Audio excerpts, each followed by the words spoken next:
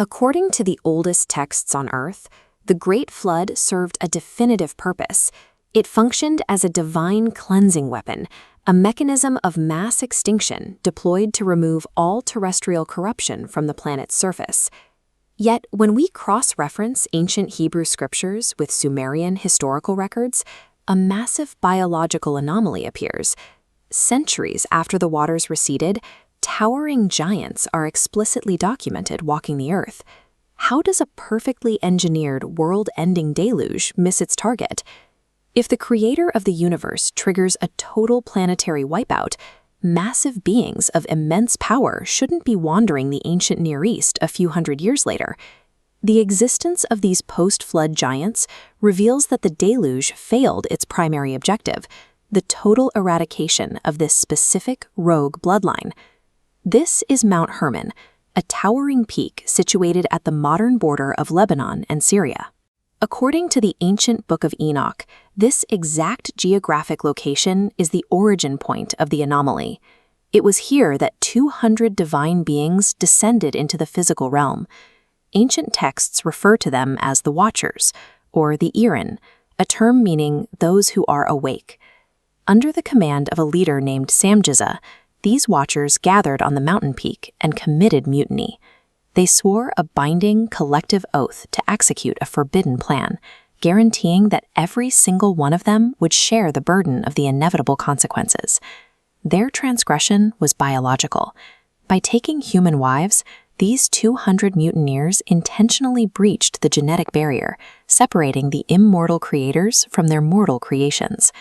When that collective oath was taken on Mount Hermon, the Creator's exclusive monopoly on earthly power was shattered. The Watchers introduced forbidden genetics, but they also initiated a systematic transfer of restricted celestial technology directly into human minds.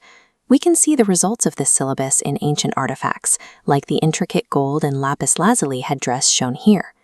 A Watcher named Azel instructed humanity in metallurgy, the forging of swords and armor for organized warfare. He also taught what the texts call the technology of beauty, providing the chemical knowledge to craft cosmetics and jewelry to manipulate human perception. The instruction continued with Samjaza and Armaros. They taught their human students the practical application of pharmacology and incantations, providing the formulas for both healing and the breaking of spells. The remaining Watchers handed over the mechanics of the cosmos. They taught mortals how to read weather patterns through meteorology, how to map the Earth through geology, and how to navigate the planet using complex lunar and solar calendars. By passing down this specific syllabus, the Watchers weaponized humanity. They handed mortals the capability to build, heal, and destroy, entirely independent of divine permission. The direct biological result of this celestial intervention was the Nephilim. The Nephilim raw hybrid race, beings that possess divine genetics operating inside highly adaptable mortal frames.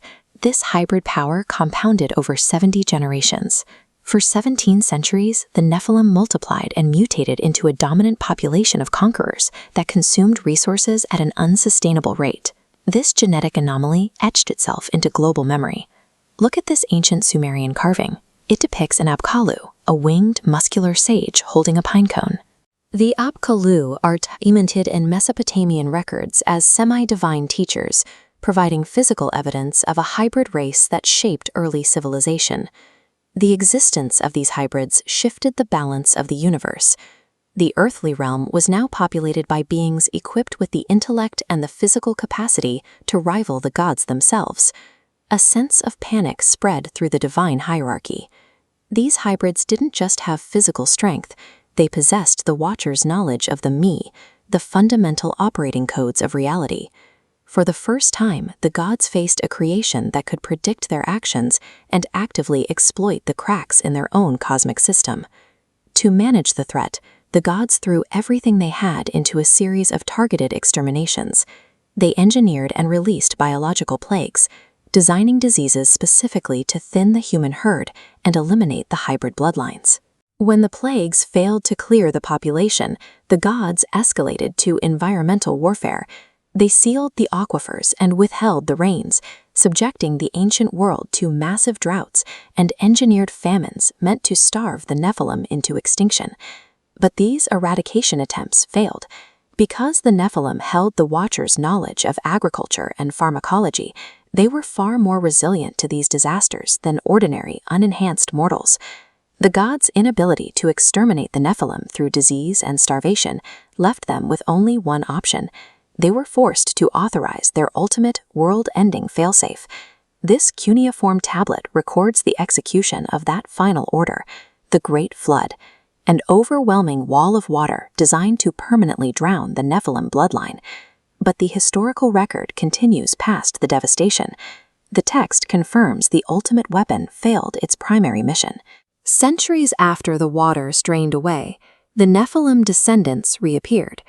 Ancient scouts reported terrified sightings of massive giants, the sons of Enoch and Og of Bashan, thriving in the land of Canaan. Once these celestial secrets and genetics entered the earthly realm, humanity underwent a permanent mutation, one that even the most violent environmental reset could not wash away.